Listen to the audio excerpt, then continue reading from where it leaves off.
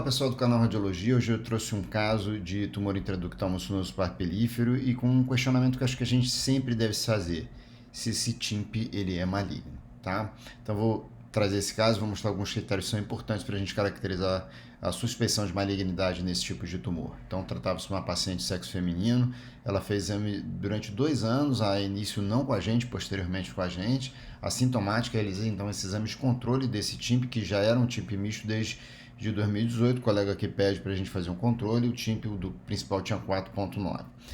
No momento que ela fez esse exame, na época, ela não tinha nenhuma alteração de amilase e lipase, os marcadores tumorais levemente tocados, nada muito exuberante, que não gerava uma sensibilidade muito grande, ou seja, não tinha muito dado de laboratório para dar embasamento para a possibilidade de malignidade dessa lesão.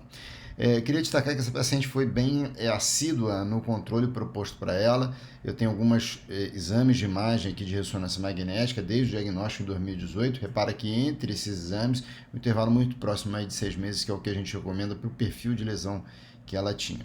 Então, queria destacar que os exames iniciais eu não tenho, não foram feitos comigo, né? Eu tenho basicamente o laudo de algumas imagens, mas que já tinha um ducto pancreático principal de 0,4, eles foram descritos, o laudo foi de uma forma descritiva, ele não configurou a possibilidade de tumor intraductal mucinoso papilífero. No segundo, ele questiona um ducto secundário, seria a possibilidade de ser de ducto secundário, entretanto ele refere uma estabilidade aqui de 4 milímetros ou 0,4 centímetros a ectasia do ducto pancreático principal. Esse paciente foi a videoendoscopia ainda em 2018, tá? E o colega já coloca a possibilidade de ser um IPMN, né? Um tumor intraductal mucinoso papilífero de ducto principal, faz diagnóstico diferencial com uma pancreatite crônica inicial. Não, às vezes a gente tem esse tipo de dificuldade de caracterização, mas ele sugere mais a possibilidade de um IPMN, né? De um TIMP, né? De ducto principal, e aqui com a possibilidade de ducto secundário também, ou seja, uma apresentação de tumor misto. O primeiro exame que a gente faz com a gente já define,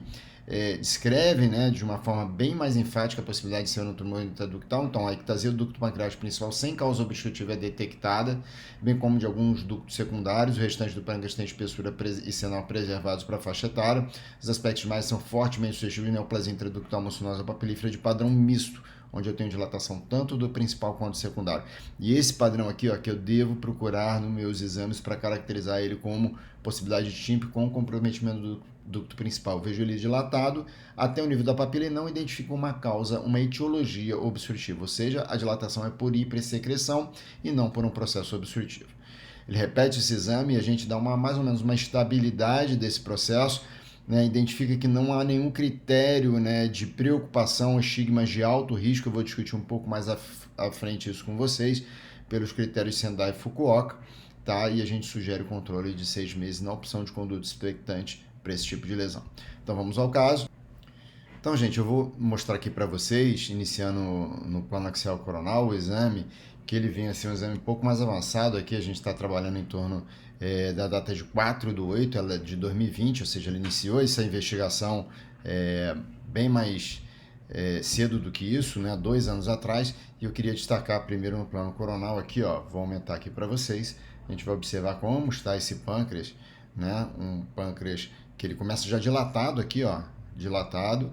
Entretanto, quando a gente observa no nível do corpo, né, existe uma área de interrupção, como se fosse uma ocupação ductal, um tecido, né, de sinal intermediário aqui, e aí sim determinando uma dilatação bem mais exuberante do ducto pancreático principal e de ductos secundários. O plano axial, ele vai mostrar mais ou menos o mesmo raciocínio, tá? Então a gente observa aqui, ó, o ducto pancreático bem dilatado na cauda, né, na cauda corpo, e ao nível do meio do corpo uma estrutura nodular que ocasionava essa obstrução. A despeito disso, ele continuava com o ducto dilatado, com ductos dilatados secundários até o nível da papila, tá? Ou seja, ele tinha uma dilatação de ducto pancreático principal, entretanto, tinha uma estrutura nodular que não era existente em exames prévios, que determinava uma dilatação mais acentuada a partir do corpo cauda, tá? Interessante também a gente mostrar para vocês a ponderação em difusão. Então, na ponderação em difusão, eu queria destacar que aquela estrutura, ela tinha uma área nitidamente de difusão restrita. Então, a gente observa aqui, ó, né, vou ampliar um pouco aqui para vocês, a gente observa que ao nível do corpo a gente tinha nitidamente no maior valor de B uma área de maior hipersinal, e essa área tinha um sinal um pouco mais reduzido no mapa de ADC e com hipersinal no maior valor de B da difusão, traduzindo que esse era um componente de celularidade mais elevado. Tá? Então, uma área mais preocupante. Tá?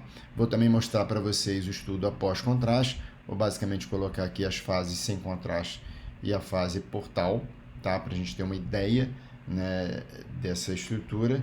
Então, a gente observa aqui na fase portal, tá, que a gente vinha com o pâncreas, né, o pâncreas ao nível da cabeça com a dilatação do vício, a gente observa aqui, ó. Entretanto, quando a gente já chega no nível do corpo, tem uma área nodular hipovascular, tá? Essa área hipovascular determinava a dilatação montante do ducto vício. A despeito disso, o vício continuava dilatado em menor grau até o nível da papila. Repara aqui na ponderação T1 com FAT7, com supressão de gordura, que o pâncreas ele já vem com um sinal um pouco mais baixo do que o usual. Entretanto, quando a gente chega ao nível do corpo, aqui está a parte de cabeça-corpo, mas quando a gente chega ao nível do corpo onde tem a formação nodular, né, o corpo distal e a cauda tem um sinal muito mais hipointenso, traduzindo aí uma área de redução do sinal consequente a uma pancreatopatia, nesse caso obstrutiva. Tá? Então a gente já tinha hipersecreção e agora a gente tem um fenômeno obstrutivo. Por fim, eu vou mostrar talvez o mais importante de tudo, a nossa colangio-ressonância. Tá? Então a colangio-ressonância, eu vou mostrar aqui o corte fino T2, tá?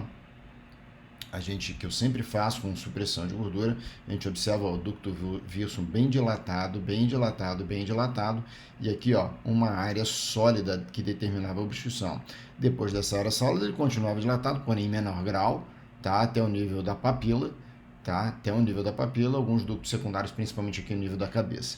E o estudo após da colangiografia em si, né, a gente observa nitidamente nesse ponto, nessa região, uma área, né, que tinha uma ocupação ductal, determinava uma nítida dilatação mais acentuada desse vício corporal distal e caudal e de ductos secundários. O ducto vício também estava dilatado em menor grau até o nível da papila, na cabeça alguns ductos secundários também dilatados. Ou seja, então aquela dilatação, além dela já vir cronicamente evolutivamente, acrescentou-se a informação de uma formação nodular que determinou uma dilatação mais exuberante. Essa formação nodular, além de ter difusão restrita, ela se impregnava pelo meio de contraste venoso, e isso que trouxe maior preocupação no caso desse tumor intraductal mucinoso papilífero. Essa característica eu vou querer destacar quando a gente tentar responder a pergunta se esse TIMP é ou não maligno. Vamos voltar ao caso.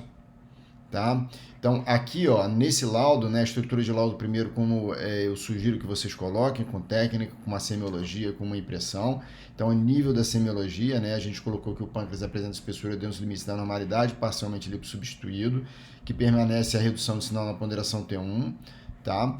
Entretanto, que surgiu uma formação nodular no nível do corpo com hiporrealce, restrição de fusão, medindo tanto por tanto, que determinava a dilatação do ducto pancreático principal montante a lesão, seja corpo distal e cauda. Né? O ducto pancreático ele media 0,5 ou 0,49, ele começa aqui com uma dilatação bem mais elevada, né, de 0,9.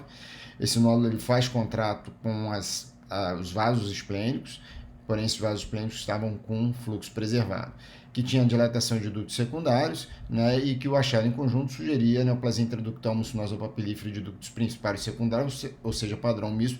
Entretanto, complicado por surgimento de lesão de aspecto invasivo, tumoral, sólida ao nível do corpo pancreático, né, representada por esse nódulo sólido vascularizado. Então, só para vocês terem um critério de evolução e como é importante a gente acompanhar esse tipo de paciente, o primeiro exame dele, o que eu pude recuperar foi isso, o exame que não foi feito com a gente, não era uma colangio-ressonância, então não tem imagem da colange, mas nitidamente a gente observava já o ducto pancreático principal ectasiado, né? Depois, ainda em 2018, em 10 de 2018, o ducto nitidamente dilatado, ele mantendo essa dilatação, ó, no ano seguinte, talvez aqui um espaço um pouco maior, né, em torno aí de quase um ano, né, seguindo aí um pouco mais à frente ainda, mantém a dilatação ductal, talvez similar, né, dos demais exames. Entretanto, nesse momento aqui, ó, 7 meses depois desse exame de janeiro de 2020, ele apresentou nitidamente uma dilatação segmentar do corpo distal e cauda, com uma falha de enchimento representada pelaquela formação nodular, ok?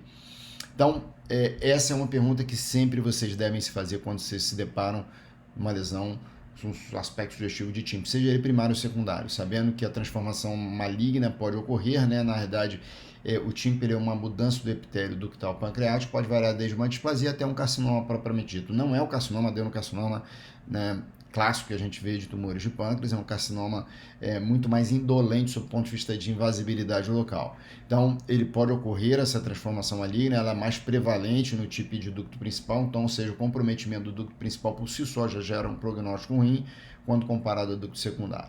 A imagem é extremamente útil na caracterização dessa malignidade do TIMP, e existem alguns critérios que eu queria destacar aqui para vocês, que são critérios que são sugestivos de malignidade, ou de possibilidade de malignidade. Primeiro, já falei para vocês, o comprometimento, né, do ducto principal, e esses critérios eles foram divididos, né, primeiro na classificação inicial de Sendai, 2006, depois pela classificação de Fukuoka, conhecida hoje como Sendai Fukuoka, em 2012, né, e ratificada pelo Tanaka em 2017, que é esse artigo aqui da Pancreatology. Né? Então, eu tenho estigmas de alto risco e critérios achados de preocupação sob o ponto de vista de malignização desse meu TIMP. Então, vamos lá. Um ducto viço de 0,5 a 0,9 centímetros, um critério de alto risco. Se ele passar ou chegar a 1 centímetro, um risco de um estigma de alto risco. Né? Dilatação do ducto hepático comum ou critério de icterícia ao exame clínico, também um estigma de alto risco. Tá? E o outro estigma de alto risco, esse daqui o principal, é o nódulo mural com realce pelo meio de contraste venoso, que é o que a gente tinha no nosso caso, tá? É o principal dado de malignidade. Também é preocupante o ducto secundário acima de 3 centímetros, um espessamento septal ou capsular com realce pelo meio de contraste venoso e o nódulo mural sem impregnação pelo meio de contraste venoso. São critérios de preocupação. Eles estão subdivididos aqui, né? Os achados de preocupação e os estigmas de alto risco para caracterização de lesão maligna. Tá? Do ponto de vista de conduta, a gente vai ver que existem várias formas de condutas, algoritmos, dependendo aí se é uma análise feita pela sociedade cirúrgica, endoscópica ou radiológica. Tá? Entretanto, quando você tem estigmas de alto risco, tá? Você sempre deve considerar a possibilidade de cirurgia, como esse nosso caso, inclusive essa paciente já está iniciando os preparos para a cirurgia. Queria dar uma ideia para vocês como eu conduzo isso do ponto de vista de algoritmo, o que eu utilizo, tá? Como eu falei para vocês, existe uma série de algoritmos, né, de investigação, né? A gente não tem um consenso sobre um guideline perfeito para abordar esse tipo de lesão, seja ela de ducto principal, seja ela de ducto secundário. O que eu acompanho e indico, tá? É o do ACR, né, do American College of Radiology, que foi publicado em 2010, né? Inclusive eu prefiro ele até mesmo do que o próprio white paper, que foi relativamente recém publicado. Eu acho que ele é um pouco confuso sob o ponto de vista de definição, ele tem muito algoritmo. Quando a gente tem muito algoritmo, a gente acaba meio que se perdendo sob o ponto de vista de conduta. Então, sob o ponto de vista de ducto secundário, né, eu sugiro o follow-up anual, tá? Se menor que 2 centímetros, de 2 a 3 centímetros, for um follow-up, ele deve ser semestral no mínimo por 2 anos. Se não tiver crescimento, você acompanha isso por 1 ano. Não se tem até quando você acompanha, né? O white paper ele recentemente sugeriu em torno de 9 a 10 anos, mas não se tem até quando você faz esse tipo de acompanhamento do paciente. Acima de 3 centímetros é recomendável a correlação com a endoscopia dessas lesões císticas. Algumas dicas que eu posso passar para vocês, do ponto de vista de relatório, tá? Então, onde medir o seu tumor intraductal? Então, principalmente no ducto secundário, né, a gente tem essa dúvida. A gente deve sempre ter uma mensuração bidimensional. E a gente sempre deve trabalhar com o maior eixo da lesão, tá? E o eixo perpendicular a essa medida. Sempre documente isso no laudo de vocês. Vai ser mais fácil para o colega, para você mesmo, utilizar o mesmo parâmetro para um controle evolutivo fazer a mesma medida. Na ressonância, meça preferencialmente no plano coronal fino, aquele que eu mostrei para vocês, com supressão de gordura. E aqui, uma informação nova, uma colange RM axial. Normalmente eu não faço isso, eu estou inserindo ela no meu protocolo. Tá? O que medir no TIMP de ducto secundário? Então, a medida deve incluir as paredes dos cistos e não deve incluir ductos secundários não dilatados. Às vezes, no TIMP de ducto secundário, você tem uma hastezinha que vai dar a formação cística. Essa hastezinha que sai do ducto principal, ela não deve estar na sua medida. E se houver um agrupamento de lesões císticas, isso é muito comum, gente, pode ser que haja dificuldade de você discernir se é um agrupamento de cistos, tá? Ou se é uma lesão cística única com septações internas. Nessa situação, o que recomenda, né, o American College é que você meça todo o conjunto de lesões, tá? E não meça apenas o maior lobo. E por fim, um outro dado também importante, né, quantos chips deve ser medido. No caso de múltiplos, você deve medir exatamente aquele que tem ou um achado preocupante ou um estigma de alto risco, tá? Se você não tiver isso, deve medir, obviamente, a maior lesão, ok? Sob o ponto de vista de laudo estruturado, né, às vezes as pessoas têm alguma dificuldade de utilizar o laudo estruturado, eu acho que ele é extremamente útil. Se você não quiser utilizar, pelo menos tenha ele do seu lado para você ver se você colocou no seu relatório todas as informações. Então vamos passar rapidamente aqui o que é importante. Primeiro dizer o número de lesões, se são únicas ou múltiplas, e se forem múltiplas, escrever obviamente se tiverem critérios de preocupação, se não tiver critério de preocupação, colocar a medida da maior. A localização, se ela está no processo assinado, cabeça, colo, corpo, cauda, ou se ela está fora do pâncreas, ou ela pode estar fora do pâncreas. Sempre medida bidimensional, colocar características da parede, se ela é fina e imperceptível, ou se ela é espessa e perceptível, se tem ou se não tem septo, se tem ou não tem nódulo mural, a medida, se ele realça, com certeza, se ele não realça, com certeza, ou se está na dúvida se ele está realçando. Se tem ou não tem calcificação, se comunica ou se não comunica com o ducto principal, inclusive se você tem dúvida dessa comunicação, se tem dilatação do ducto principal, onde está se ela for segmentar, se tem nódulo mural, se esse nódulo mural tem impregnação pelo meio de contraste venoso, se você tem um estreitamento do ducto pancreático com uma atrofia pancreática, isso a gente tinha no nosso caso, né, se ela está presente ou ausente, como é que está o seu ducto biliar principal e se existe linfonodo aumentado ou não. Beleza? Então acredito que com esse roteirinho vocês vão estar colocando no laudo de vocês certamente todos os dados importantes para a caracterização de suspeição da lesão, da malignização de uma lesão tumoral intraductal maculosa papilífera, ok? Bom, espero que tenha sido útil e um abraço a todos.